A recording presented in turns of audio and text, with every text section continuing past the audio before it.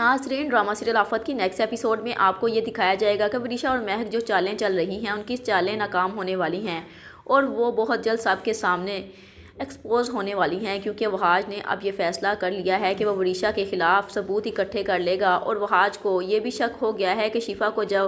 गाड़ी टक्कर मारने वाली थी वो यकीनन महमूद की ही गाड़ी थी। वहाज को इस चीज़ का बहुत ज़्यादा पछतावा भी होता है कि उसने नंबर नोट नहीं किया। अगर नंबर नोट किया होता तो वो उसको बहुत जल्द पकड़ भी लेता, लेकिन अब शिफा को वहाज मना कर देगा कि वो वरीशा के साथ कहीं भी नहीं जाएगी, क्योंकि उसे पता है कि वरीशा उनकी सबसे बड़ी दुश्मन है और वरीशा यही चाहती है कि वो शिफा के इस बच्चे को ख़त्म कर दे। लेकिन शिफा जो कि मुख्तार साहब के कहने पर वरीशा से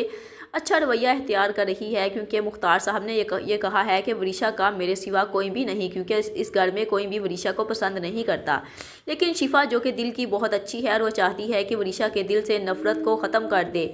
जबकि दूसरी जानिब वहाज जब वरीशा के ख़िलाफ़ सारे सबूत इकट्ठे करेगा कि महक और वरीशा इस घर में किस मकसद के तहत आई हैं। और फिर मुख्तार साहब को बहुत ज़्यादा इस चीज़ का दुख होगा कि उसने वहाज की बात पर यकीन ना करके बहुत बड़ी गलती की थी,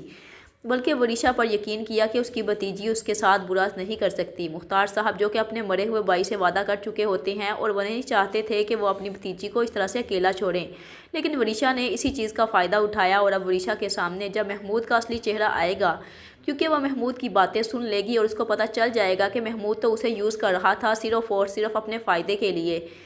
तो अब वरीशा उसका साथ छोड़ देगी और महमूद की सारी असलियत खुद अपने ददियाल वालों को भी बता देगी। और फिर इस जंग में वो महमूद के साथ खुद लड़ेगी। जब उसको इस चीज़ की समझ आ जाएगी कि उसकी माँ तो उसकी दुश्मन है और उसकी माँ की वजह से ही उसका बाप इस वक्त दुनिया में नहीं है और वो यतीमी की ज़िंदगी बसर कर रही है,